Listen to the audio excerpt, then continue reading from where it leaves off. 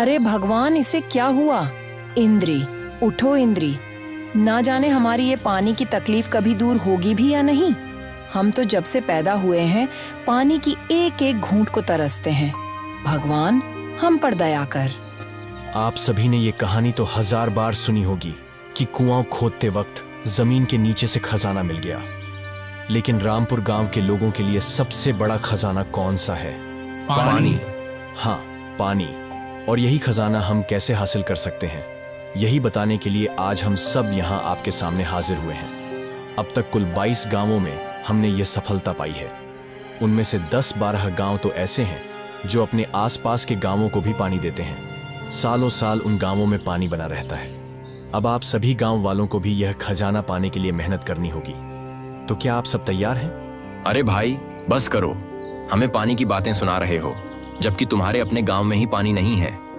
पहले अपने गांव में तो पानी का इंतजाम कर लो, फिर आकर हमें भी उम्मीद देना। ये कहानी है एक ऐसे गांव की जहां पानी एक सपना बन चुका है। सदियों से यहाँ के लोग मीलों का सफर तय करके अपनी जरूरत का पानी लाते हैं। न यहाँ कोई कुआं है, न नदी, न तालाब, बस प्यास है और इंतजार। हर सुबह औरतें घड़े उठाकर निकलती हैं और मीलों का फासला तय करती हैं, सिर्फ कुछ घूंट पानी के लिए। यह वही गांव है जहां बारिश की हर बूंद को बरकत माना जाता है, जहां पानी के लिए दुआएं मांगी जाती है और हर दिल में एक ही सवाल गूंजता है, क्या कभी इस गांव में भी पानी आएगा? यह है राजू। इसका रिश्ता हमारी सुवर्णा के लिए आया है। लड़का बहुत अच्छा है, मेहनती है और पढ़ा लिखा भी है। इसके भाई भी पढ़े लिखे हैं। इतना पढ़ा लिखा तो हमारे पूरे गांव में कोई नहीं। अगर आपको कुछ पूछना है तो पूछ लीजिए। नहीं, जब हमारे जमाई राजा खुद ही लड़का लेकर आए हैं तो पूछना क्या है। गांव में इनकी बहुत इज्जत है। पूरे गांव में सिर्फ इनका ही घर है जो पढ़ा लिखा है। यह हमारी बेटी सुवर्णा भी आ गई, देख लीजिए। हमारी बेटी बहुत प्यारी है। वह 12वीं पास है और कृषि का डिप्लोमा कर रही है। अगर आप बेटी से कुछ पूछना चाहें तो बेझिझक पूछिए। राजू बेटा, लड़की पसंद है? कहो, शर्माओ ना। जी, पसंद है। तो राजू, क्या सोचा है? आगे क्या करना है? तुम्हारे पास तो कोई काम ही नहीं है। रिश्ता भी देख लिया है। अब भाई, नौकरी करनी है। सोशल वर्कर का जो डिप्लोमा किया है उसकी नौकरी की तलाश करूंगा। राजू और उसका भाई बात कर रहे थे कि रिश्ता करवाने वाला वहां आ गया और आकर कहने लगा, राजू, मुझे माफ करना। लड़की वालों ने रिश्ता करने से इनकार कर दिया। जब उन्हें पता चला कि तुम रामपुर गांव से हो तो वे रिश्ता करने से मुकर गए। राजू के भाई ने कहा, अरे, तो आपको उन्हें पहले ही बता देना चाहिए था ना? नहीं, वो जरा गड़बड़ हो गई थी, इसीलिए तो उन्होंने लड़की दिखाई, वरना उन्होंने तो लड़की देखने भी नहीं देनी थी। आप फिक्र मत कीजिए, हम राजू के लिए कोई और लड़की देख लेंगे। वैसे भी हमारे गांव में तो आपको पता ही है, इससे भी ज्यादा उम्र के लड़के बिना शादी के हैं। राजू ये सुनकर बहुत उदास हो गया और उठकर बाहर की ओर चला गया। राजू को उस लड़की से प्यार हो गया था। वह मन ही मन उसे अपनी जीवन संगिनी बनाने के सपने देख रहा था। जब उसने ये बात सुनी तो उसका दिल टूट गया और वह चुपचाप उदास हो गया। कुछ देर बाद उसका एक दोस्त उसके पास आया और कहने लगा, अरे, कौन से माँ बाप चाहेंगे कि उनकी बेटी रोज 3 किलोमीटर चलकर पानी लाए? तुम इतना मत सोचो। वो लोग तो रामपुर गांव में लड़की देना ही नहीं चाहते। एक काम करो, गांव छोड़ो और मेरे साथ शहर चलो। वहां कोई काम भी ढूंढ लेंगे, तब तक उन्हें रोक कर रखते हैं। राजू को उसकी बात सही तो लगी, लेकिन राजू गांव छोड़कर जाना नहीं चाहता था। वह मन ही मन सोचने लगा, सुवर्णा के माता पिता ने सिर्फ इसलिए रिश्ता ठुकरा दिया क्योंकि रामपुर गांव में पानी नहीं है। अगर गांव में पानी आ जाए तो वे सुवर्णा की शादी मुझसे कर देंगे। अब मुझे कुछ ना कुछ करके गांव में पानी लाना ही होगा।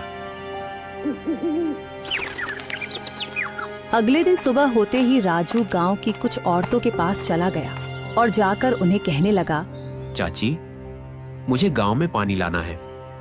इसके लिए पूरे गांव का साथ चाहिए। आखिर कब तक हम बिना पानी के गुजारा करेंगे?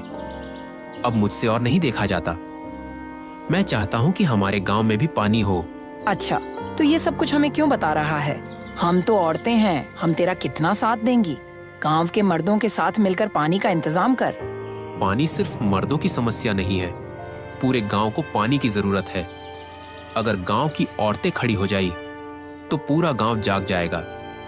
आप सब मेरे साथ आइए, हम सब मिलकर आवाज उठाएंगे और तभी हमारे गांव में भी पानी आएगा। जैसे तैसे राजू ने गांव की औरतों को अपने साथ चलने के लिए राजी कर लिया।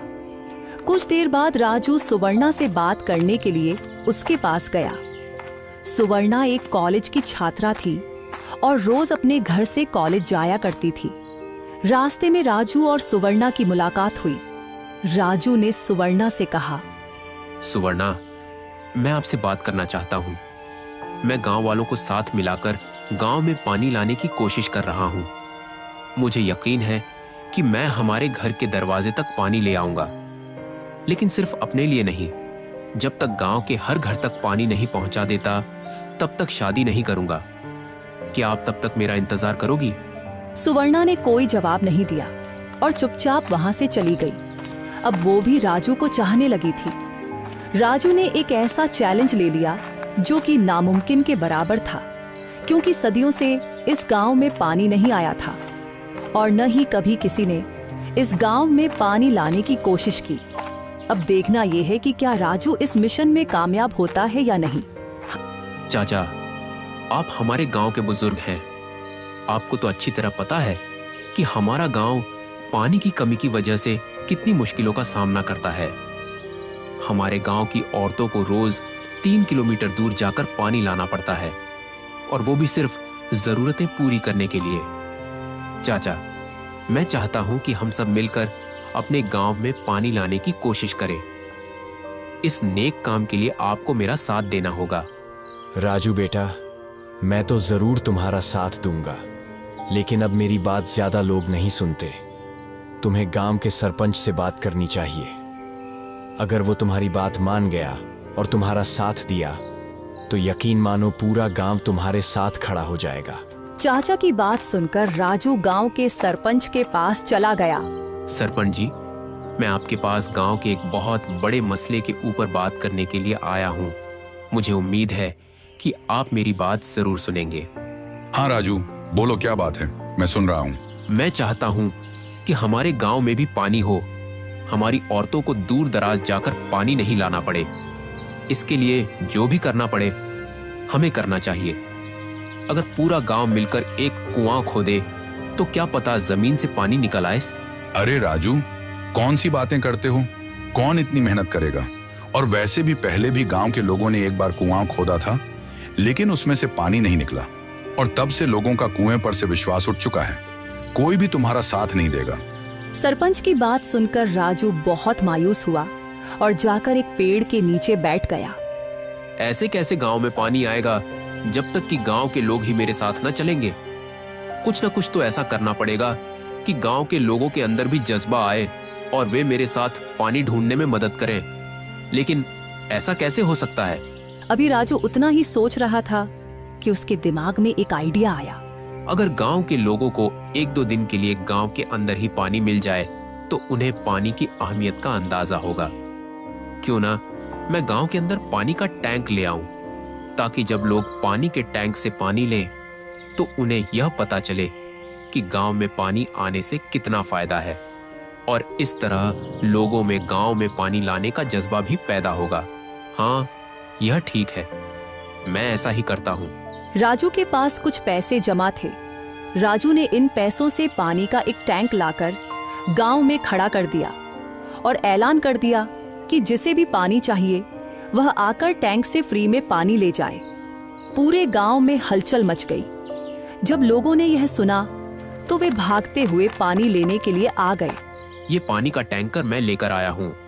देखो, आज पानी गांव में आया है तो गांव के सब लोग पानी लेने के लिए आ गए हैं। और जब मैंने सबको कहा था कि मेरा साथ दो, तो एक भी आदमी ने मेरा साथ नहीं दिया। अगर किसी को मेरी बात बुरी लगे तो वो यहां से जा सकता है। मैं आप लोगों पर यह पानी लाकर कोई एहसान नहीं कर रहा। मैं तो बस ये बताना चाहता हूँ कि आप सब लोग यहाँ मेरी वजह से नहीं, बल्कि इस पानी की वजह से आए हैं। मेरी पीठ पीछे बुराई करने वाले, कुछ समझाने जाओ तो बहस करने वाले, मुझे पागल समझने वाले, आज सब यहाँ इकट्ठा हैं।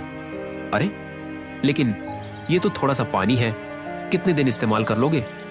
1 दिन, 2 दिन, उसके बाद क्या? फिर से 3 किलोमीटर जाकर पानी लाना होगा। खुद सोचो, एक टैंकर के लिए जिसमें 1-2 दिन का पानी है, उसके लिए तुम सब साथ इकट्ठे हो सकते हो, तो 12 महीने पानी हासिल करने के लिए एक साथ क्यों नहीं इकट्ठे हो रहे?